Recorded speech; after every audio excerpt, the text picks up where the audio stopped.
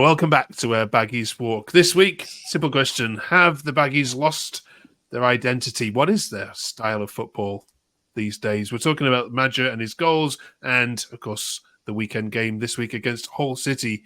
Who starts and how do we arrest this slide? November fixtures reviewed and there'll be Bonfire night. Which player needs a rocket? Welcome to the quickest and most comprehensive review of all things West Brom on the internet. We've got Aaron, Ben, and Dean with us to talk about just what's going on with West Brom.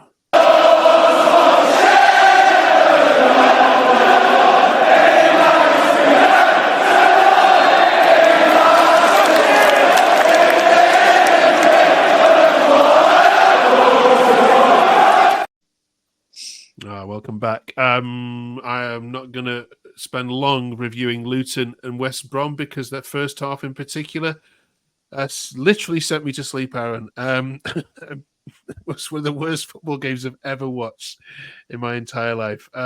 Second half was a bit better for you?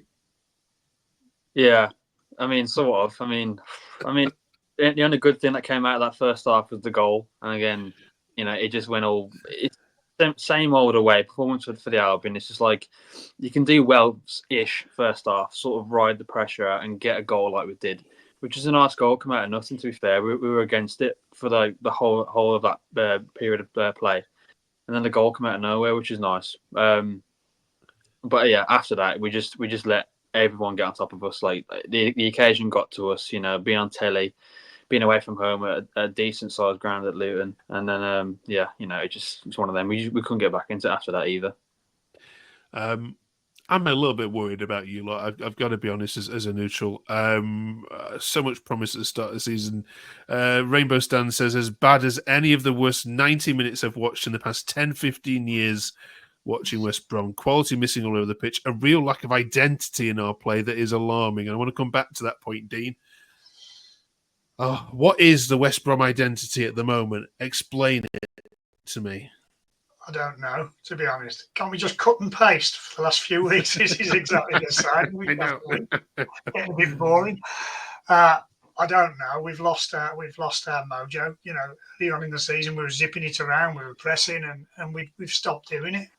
But what is the plan? Because I can't. I watched that game thinking, right, I'm going to try and come on here and explain it to you, but I don't get what you're trying to achieve in games. At least Millwall have an identity. You know what you're going to get with them, and to some extent, Luton do too. But Ben what's the West Brom identity? Explain it to me.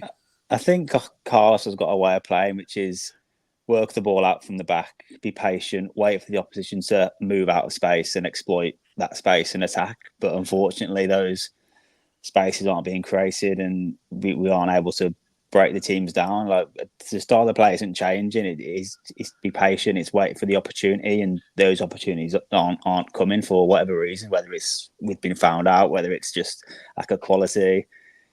That the idea is to wait for those opportunities, but they're just not presenting themselves at the minute. Is it a lack of quality, Dean, or not? I mean, you've been to nearly every game. Are we really seeing what you guys predicted at the start of the season, which is a season of struggle? Yeah, we're not as good as everybody thought we were. Certainly the first 6 games, we're all getting a bit carried away. I guess if you'd have mixed all the results up, we wouldn't be having a bad season. We'd be quite pleased with 6, a few points off second place. But we had such a good start. I don't know. I think this is probably where we are. And obviously having no central defenders now, a makeshift defence, which was pretty solid, our defence, in fairness, before, up until recent, well, all the way through the season, it's been pretty good. We've only conceded 1 at home. So, I don't know. I think we lack a leader out there, Mark, to be honest. We haven't got a good captain, who can drag us forward and get their heads up. It's lacking. Aaron, you've mentioned leadership before. Who should be the captain? Well, I mean, you look at your centre halves. In my opinion, that's actually always your first go-to. And considering Bartley's out, Bartley would be the only one. In all fairness, to be fair, out of that back line, I would give it to. I mean, Furlong, he got his first show of the captain's armband against one of the previous games, not so long ago. But it doesn't give me that confidence as a captain. I mean, like, it's hard to say because there's no standouts in that respect. But you'd probably give it to Palmer, if anything. I mean, he's been at the Albion since, he's an Albion fan. He's been at the Albion since as a kid. He's worked his way up through the ranks. He's done it the proper way, which, you can appreciate. And as a goalkeeper, you see everything on the pitch. So it would make sense for at the moment to go to him, in my opinion. But in terms of a natural leader, there aren't many on the pitch, as Dean said himself. Let's have a look at the positives, Ben, shall we? There was a few to talk about. First of all, it was an away point, which is a positive. They're a tough place like Luton to go on a Friday night. Madger's goal was cheeky, sublime. Call it what you will. Cole got on the pitch. Hegeman Holgate did okay, although there were actually fans saying Holgate didn't do so well. Have we missed any? No, I don't think so. I think 1-1 at Luton as a result in isolation is a good result, I think. And not too many teams going to go there and win, I don't think. I know they're quite low in the table, but it's still a tough place to go. I think Holgate did okay, considering he's not started a game yet and not played football lately. Callum Stiles did okay at left back. I still don't think he's a left back, but he did okay. Luton targets him a little bit, but he dealt with it pretty well. The team dealt with Luton's high press quite well, I think. But again, it's the same story. It's just going forward. We're just not ruthless enough. We've got good players there, I think, but they just have too many average games. I think that's the issue. Good players having average games far too often. Dean, probably the biggest insult I've read so far is coming up in here. Matthew Marston, first of all, actor, says right up there with Dennis Smith football. No cutting edge. Only Grant can hold his head up. Richard says, the only way I can explain to us is like watching England in the Euros under Southgate, but with less quality. We do stay in games, but we are that deep. We can't get out. We move the ball slowly and without purpose. You agree with Richard? I do, yeah. I think we did better with Malumbi in the team, to be honest. He gives us that little bit of energy. Rakic is okay, but he seems to slow it down, and I don't think he's very quick anyway. So I don't know. We're not taking the game to teams, and that's where we're good. That's our strong point, which we were doing early on in the season, and we've completely stopped doing it. And it's shades of I don't know about Dennis Smith. It's shades of Pulis, which not to go back there again. That is an insult, isn't it? All right, let's leave Luton aside for a second, then, and focus on the next set of fixtures coming up. We're into November now, so we are, of course. Sorry, I've got too far. Let's do that again. We are into November now, and it's Burnley on Thursday night, which we spoke about. Last week, a weird fixture. Hopefully, Sky have not looked at this fixture and gone, do you know what people are going to love to watch on a Thursday night? It's West Brom and Burnley, because this has got 0-0 written all over it. And then we'll talk about Hull in a second. But how do you see that Burnley one going, Ben? Like you said, I think it's got 0-0 written all over it. The way we've been playing at home, again, our struggles in front of goal. I think I can't see us putting in a performance all of a sudden that's going to see us win 2-3-0. It's going to be tight. It's going to be cagey. If we do nick it 1-0, great. But again, I can only see it sort of going that 0-0, 1-1 maybe, that direction again. The positives, though, is that Burnley have been pretty poor, especially away from home. They haven't got an identity either. Scott Parker Ball is driving the Burnley fans insane. And then your next opponents, Aaron Hall, are even worse because they've been promised this attacking football and they can't string three passes together either. So you're playing two teams in the space of 4 days who themselves, the fans are frustrated with their managers and they're not in a good spell. So You could ease all your worries. Oh, another couple of draws coming up. Another couple of draws coming up. You know, fixtures and think, oh yeah, that's a good 4-6 points there. I mean, you definitely take a point against Burnley regardless. But again, Hull haven't been as good as first feared. I think most fans before the season would have thought Hull would have do what they've done last year and been up and around the playoffs, but they haven't really done that much this season. To be fair, I mean, granted they've lost a lot of players who they had on loan last year, but yeah, with the new Gaff going in, I think it's going to take a long time for them to figure out what they actually need and who they actually are, in terms of a team. But yeah, I'd be disappointed if we went there and lost. I mean, a point you'd argue with, but if we lost away to Hull, you'd be, there'd be alarm bells ringing. Put it that way. Absolutely. Let's pick the side that's going to beat Hull then. We don't obviously know how the Burnley game's going to go because we're recording this before that. So go on, Aaron, kick us off with that back line, and then Ben, you can do the midfield, and Dean can fill in the gaps.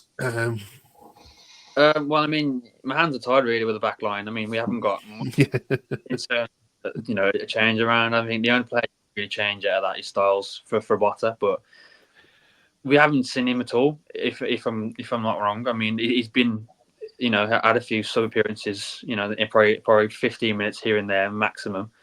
So you can't really say, you wouldn't really want to throw him in, especially in against a team like Burnley, who have always had good wingers and continue to do so this season as well. But he's the only change you could make, and if Styles is one to be to miss out, then so be it, because none of the rest of them are going to miss out. We haven't really got a replacement. Well, sorry, we haven't got a replacement at all for any of them. It's going to be Furlong, Holgate, and Hegham, and probably Styles. What about the midfield, Ben? Thanks, Aaron. I agree with what Dean said earlier. I think Mulumby has to be in there alongside Moat. It was Moat and Mulumby that started the season, and we're on that great run of form. Mulumby just give us that energy, that drive. It's a bit more box to box as well. I like Swift at 10, to be fair. He gets his critics, Swift, but I think, again, he was in there when we had that great run at the start of the season. He's a creative player. He can spot a pass. Again, he's a good player, having average games at the minute, but he has got the quality. He was dropping deep, and supporting the midfield too as well. So I think he has to be in there as 10. And I'll let Dean do the wings and the strikers then if he wants. Well, I'll take Wallace out of there straight away. He's done nothing when he's come on this season. It's been embarrassing.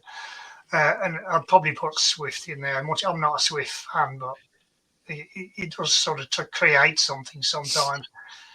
Ian Garner hasn't done a great deal. Probably put Fellows back there, or get completely off, out of the box and put two up front and shove Cole up there with Maja just to try something different.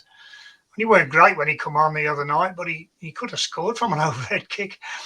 But we've got to try something different. We're just not scoring goals. Yeah. Well, if he goes two up top against Burnley, then I'll eat my hat. He won't. He's not going to do it, but he should do. You're right, isn't it? Absolutely. Try something different, haven't you? Absolutely.